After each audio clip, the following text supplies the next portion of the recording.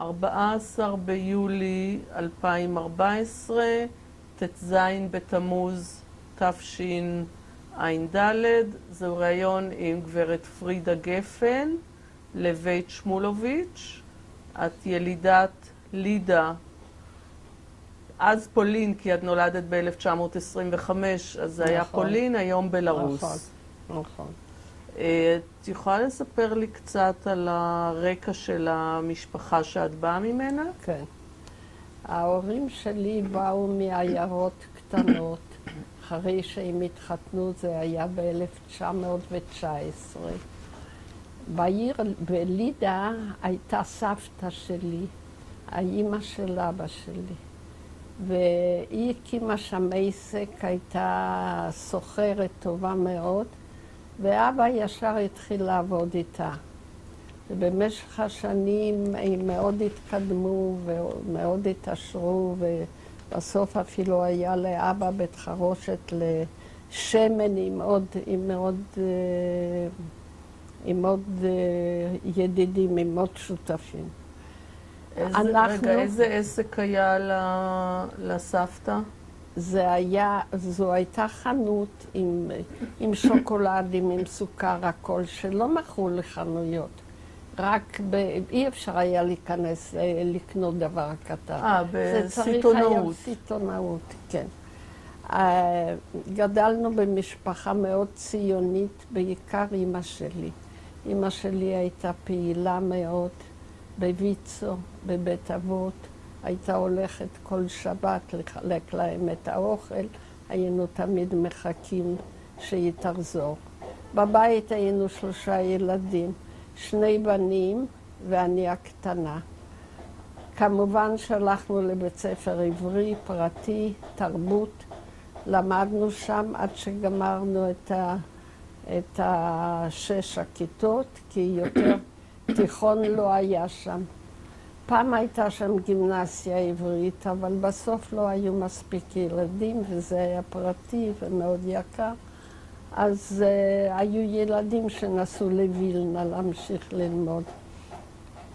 אנחנו עברנו ללמוד בבתי ספר פולניים, ואחי הגדול מולה הוא גמר את התיכון, והשני גם, ואני הייתי שנה שנייה, כשפרצה המלחמה, 1 לספטמבר, 39. שנייה, אמרת שהאח הגדול מולה, קוראים לו?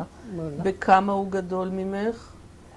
בכמה הוא גדול, הוא נולד ב-20 ואני 25, 5 שנים. ואחריו? אחריו 1 שנה פחות, לייזר.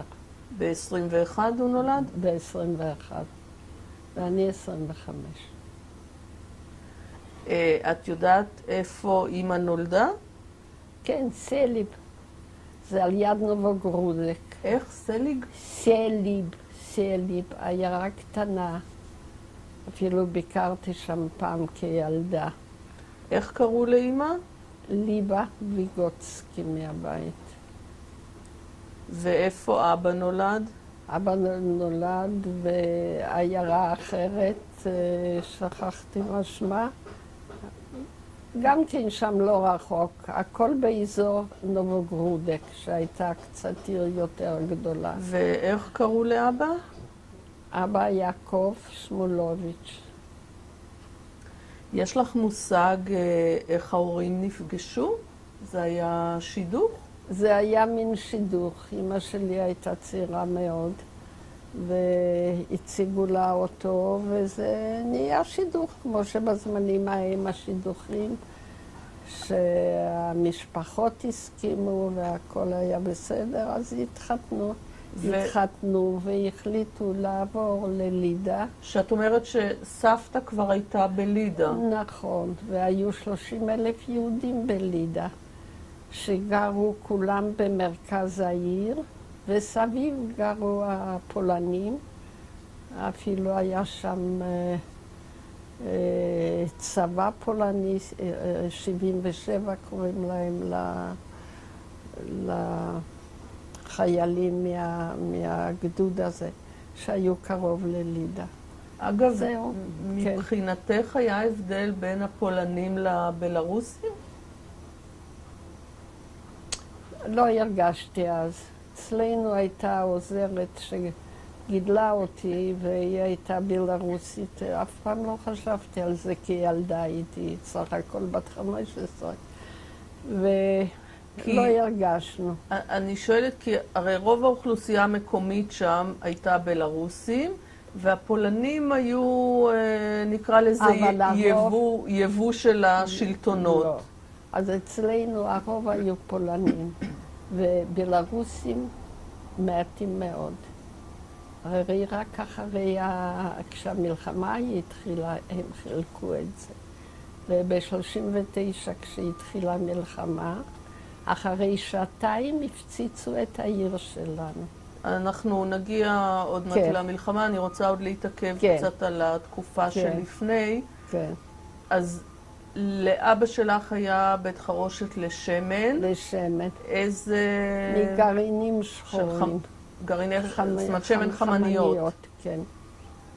ואם אני לא טועה, מי שעשה שמן מחמניות, אז אחר כך את מה שנקרא הגפת, מה שנשאר, היו מוכרים לאוכל סוסים או לפרות או משהו כזה. לא מכירה כל כך. זאת אומרת שזה היה עסק כפול, אפשר להגיד. כן, תוספת. לא, זהו ממש הלך לו במה או שהוא נגע, הכל עליו. זה היה מפעל יחסית מודרני? כנראה, בזמנו אני יודעת. לא הלכת אף פעם לבקר שם? הלכתי פעם אחת. זה הכל? לא כל כך עניין אותי, לא. וזהו. זאת אומרת, אבל זה היה כבר, זה היה עם מכונות, לא עם סוסים שמסובבים את הגלגל. מכונות מודרניות.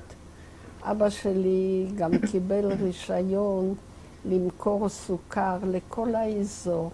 זאת אומרת, הוא היה מקבל טונות, והיה מוכר את זה לחנויות, וזה מה שאני זוכרת.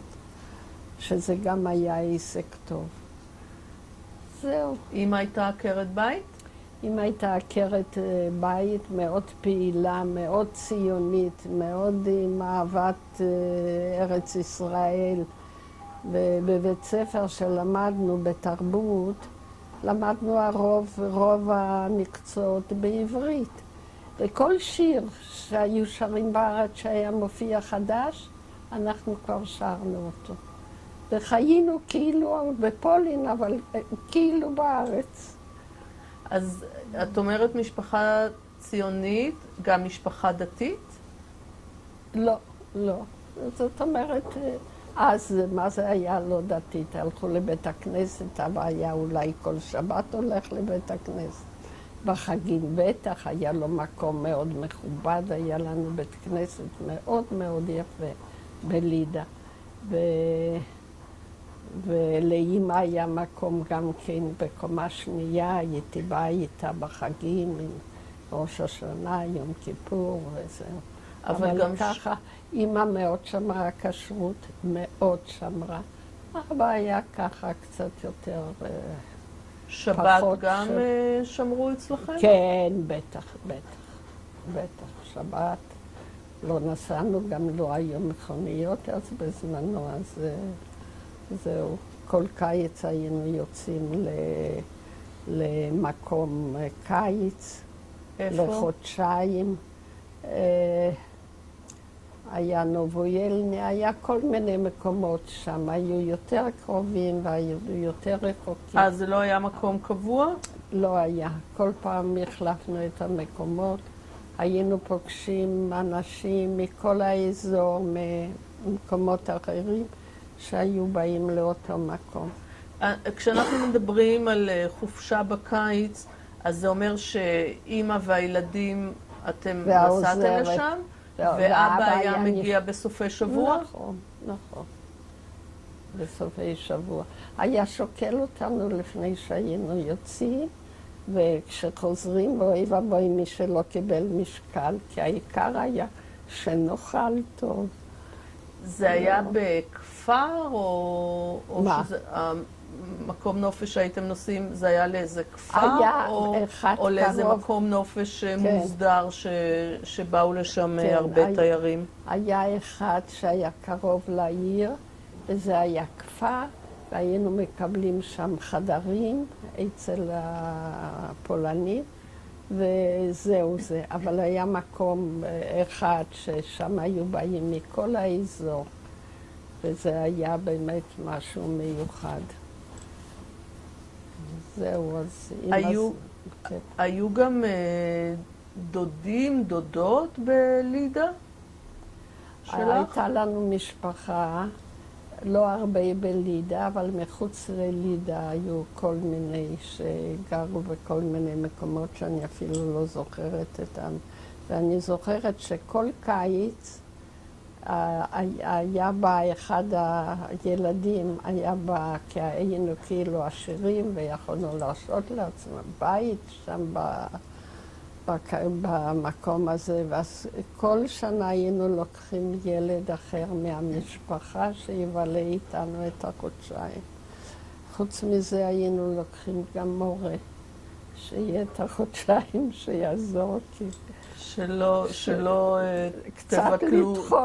תבטלו זמן לשווא. נכון, נכון. אז זה היה תמיד חודשיים איזה סטודנט שהיה גר אצלנו ומלמד אותנו, שנאתי אותו כמובן, מה פתאום ללמוד בקיץ. מה הוא לימד? מה הוא לימד? מתמטיקה בעיקר מתמטיקה. זה יכול לקלקל קיץ לגמרי. ממש.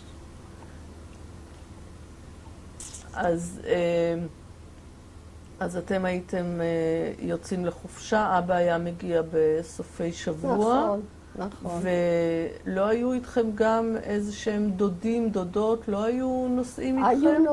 היו נוסעים, גם כן באותו מקום היו לנו מברנוביץ' גם דוד ואביגוצקי עם המשפחה, שהם היו נוסעים, לפנסיון. ומצבם גם היה טוב מאוד. היה לו חנות נעליים מאוד ידועה בברנוביץ'. היה משפחה מאוד מכובדת. ובן אחד שלהם נשאר בחיים, זה הבן דוד היחידי מכל המשפחה, שהיינו משפחה גדולה, אפילו לא את כולם הכרתי. זה מי שאת אומרת, אבל זה היה אח של אימא. מה? הדוד הזה זה היה אח של אימא. נכון, נכון. זה ויגוצקי.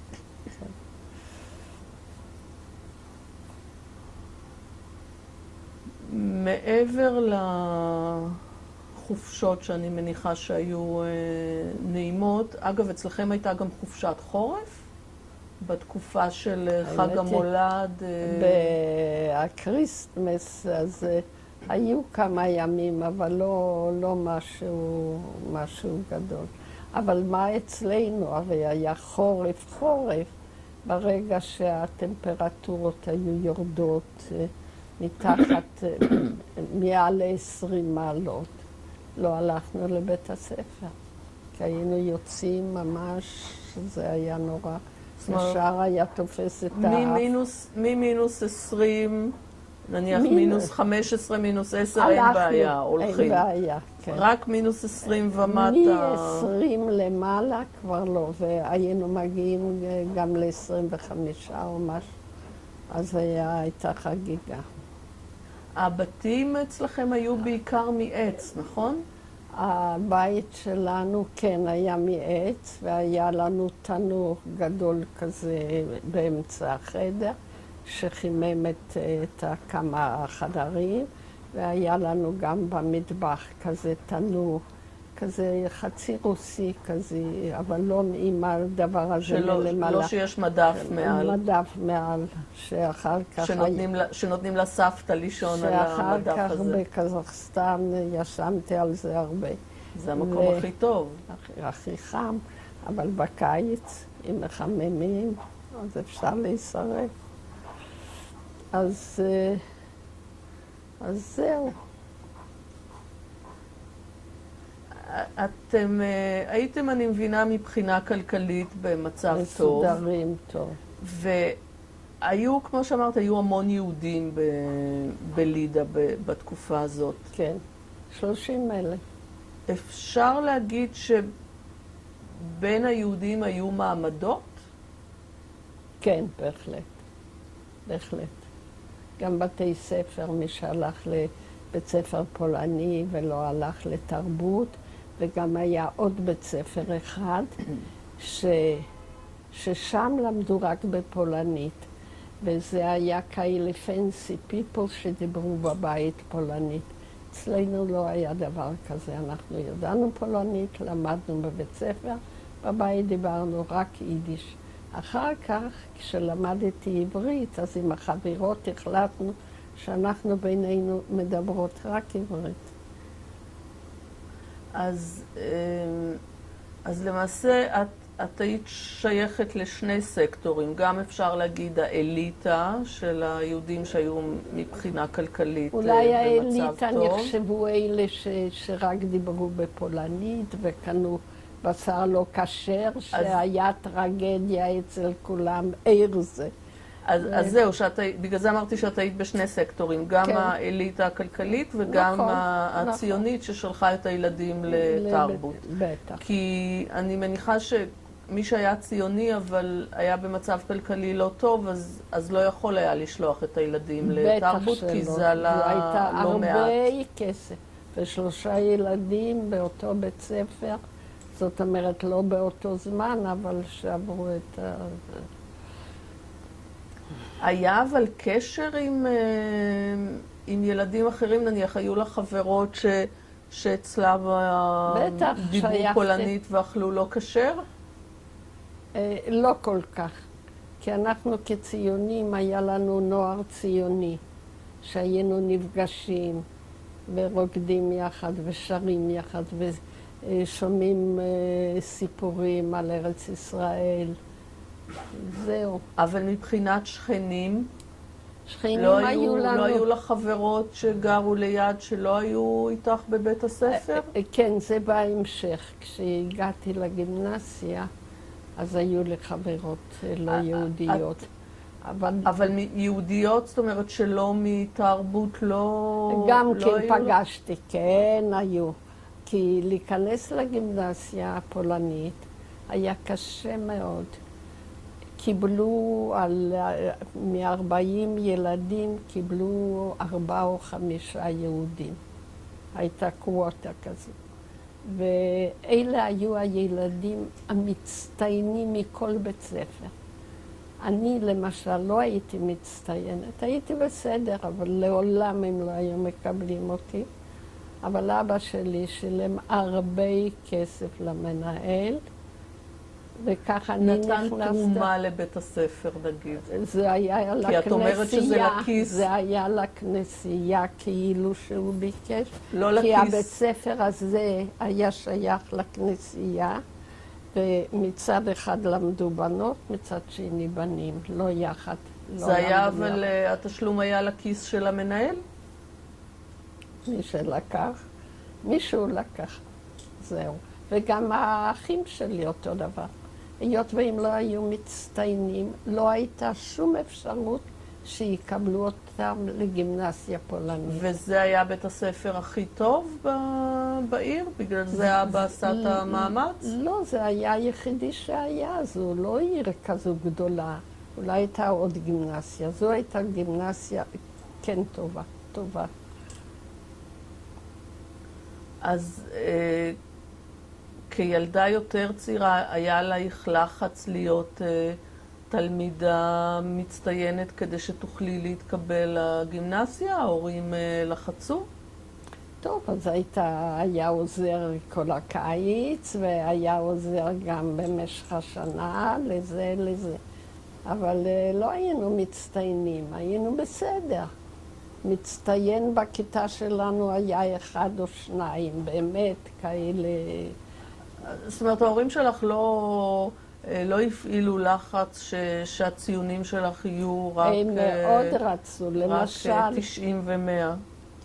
למשל איתי, הם לקחו ילדה שלמדה איתי בכיתה, שהייתה מצטיינת, ילדה מאוד ענייה, ואבא שילם לה כסף שהיא תבוא כל יום לעשות איתי שיעורים.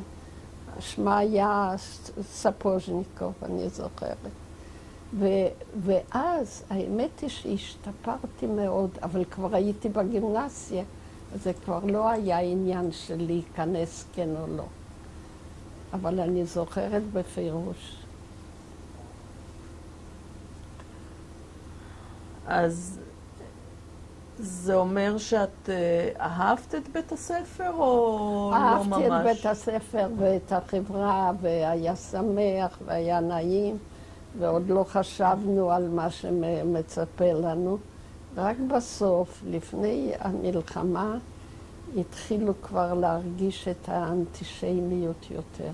אני מבינה שכילדה את היית באיזושהי בועה, נכון? כי את גרת באזור שכמעט כולו יהודי, כן. ולמדת בהתחלה בתרבות נכון, שזה בית ספר נכון. יהודי, וכל החיים נכון, התנהלו בקהילה היהודית. נכון, נכון.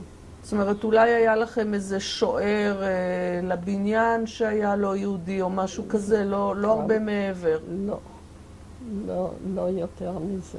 אגב, היה לכם גוי של שבת? הייתה לנו בחורה שגרה אצלנו, בלרוסית. זאת שאמרת שהייתה מטפלת, מניקה, היא טיפלה, היא הכל עשתה, ופעם בשבועיים הייתה באחותה לעשות כביסה, כי מכונת כביסה לא הייתה עושים ביד, אז היא הייתה באה ליומיים ועשו את הכביסה וגיהוץ והכל. היא גם עשתה את כל עבודות הבית?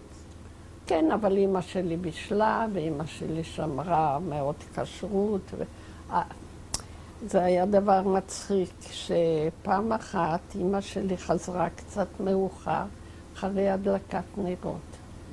והיא רואה נרות דולקים על החלון ככה, אז היא אומרת, מניקה, מה זה? אז היא אומרת, מה יגידו שאת גויה? אז היא הדליקה את הנרות, הכל היא ידעה, הכל היא ידעה. היא גם ידעה כבר יידיש? היא כבר ידעה יידיש גם כן, בטח. את דיברת איתה אבל פולנית? פולנית. היא לקחה אותך פעם לכנסייה? לא הלכת איתה פעם ביום ראשון? כן, פעם, כשהייתי יותר קטנה. כן. מסוג הדברים שפחדת לספר בבית? לא. אמרתי שאני רוצה לראות וראיתי ושום דבר לא קרה. לא התרשמת מי יודע מה? ממש לא. כי בדרך כלל, את יודעת, הכנסייה היא יותר יפה מבית הכנסת מבחינה ויזואלית.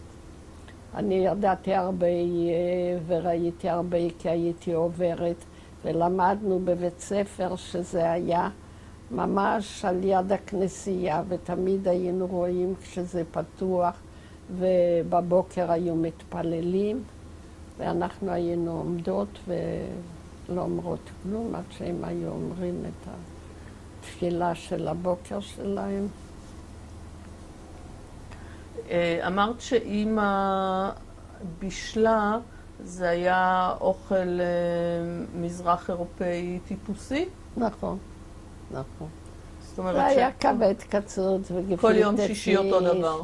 כל פעם אותו דבר, ומרק עם קניידלח, ומרק עוף, ובשר טוב. מה הייתם עושים? איך היה אצלכם הסידור לשבת? איך בישלו לשבת? היה תנור על אש קטן. הייתה השיקסה, הייתה מניקה. זאת אומרת, אצלכם לא היה צורך לקחת למאפייה. לא. זה כן. היינו כל יום שישי הייתה הולכת עם סיר גדול, עם הצ'ורנט הזה, עם תפוחי אדמה ושועית ובשרים כאלה קצת שמנים שיהיה טעים, ותמיד מאוד אהבנו את האוכל הזה. גם בקיץ היו עושים את זה? לא, בקיץ לא, בחורף, וזה חורף ארוך. תראי, שם כבר החורף מתחיל, בספטמבר כבר מתחיל, ועד לפעמים אפריל. מה באמת הייתם עושים בחורף? הרי לא ישבתם כל הזמן בבית. אז הייתי הולכת, הייתי על קרח, היו לי כאלה, מה קוראים לזה? מחליקיים? מחליקיים. מאוד אהבתי וידעתי. והיה לי לבוש מיוחד כזה חם, והיה לנו מקום איפה שזה היה ככה מטופל. והייתי הולכת עם החברות שלה ועושה כל מיני פיגורות וזה היה כיף. חוץ מזה, האמת היא, מפעם לפעם ללכת לאיזה סרט, זה היה אולי פעם בחודש. שום דבר, אם קראנו הרבה. סקי לא היה אצלכם? לא היה. אגב, בקיץ היה מקובל אצלכם לשחות בנהר? בטח. כולם ידעו לשחות? כן, מי שיותר, אני פחות, אבל ידעתי. הבנים, האחים שלי, ידעו מצוין. משפחה ציונית כמו שלך, הייתי מצפה שתגידי שהיית בתנועת נוער ציונית. בטח שהייתי. איזו? הנוער הציוני. הנוער הציוני? כן. מאיזה גיל? מאיזה גיל שאפשר היה, אולי מגיל 11. מה זה ללכת לקן, זה היה חגיגה. למה דווקא לשם ההורים כיוונו? למה לנוער הציוני? כן, או האחים הגדולים, או החברות שלך. כל הבית היה הנוער הציוני. גם האחים שלך? שלי, גם האחים, בטח, הגדול היה מאוד מאוד פעיל וידוע. היה חתיך כזה, כל הבנות, הילדות היו רצות כשהיו רואים אותו בא לקן. ואימא שלי יותר נטה למזרחי, אבל כולנו ממש הנוער הציוני. אז זה אומר גם שאם אח שלך היה כזה פעיל, אז את קיבלת יחס מיוחס שם. לא זוכרת משהו דברים, גם ככה הרגשתי טוב. הוא היה מעל המדריכים, כשהוא גמר את הגימנסיה, כן. עוד לפני שאת היית בתנועה בעצמך, היית ככה נגררת אחרי האחים הגדולים שלך כן. לפעילויות שלהם? כן, הם לא כל כך אהבו את זה. ואני זוכרת שפעם, בחורף, הם הלכו עם חברים, והחלטתי שאני ככה אלך מאחוריהם, שהם לא ירגישו.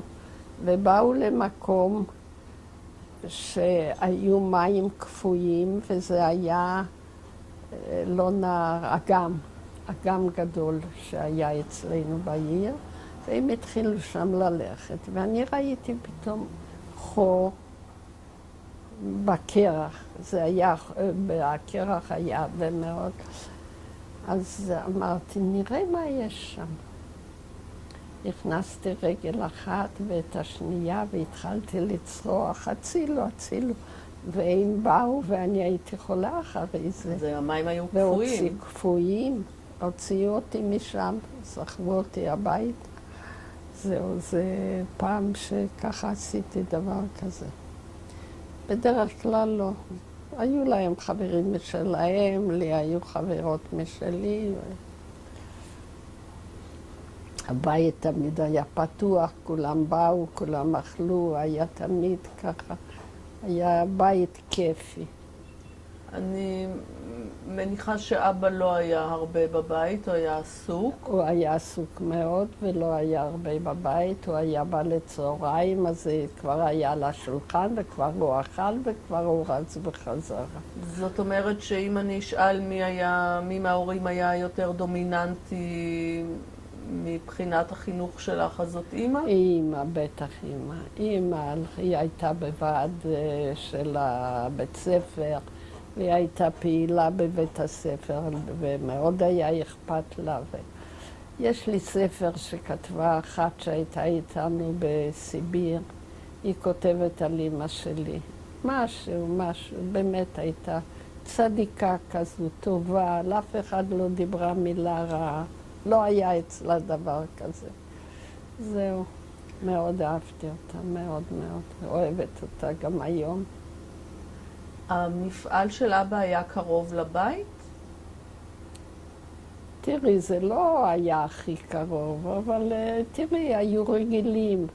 לא היו אוטובוסים, ואז עוד לא היו לא מכוניות. הייתה חשמלית?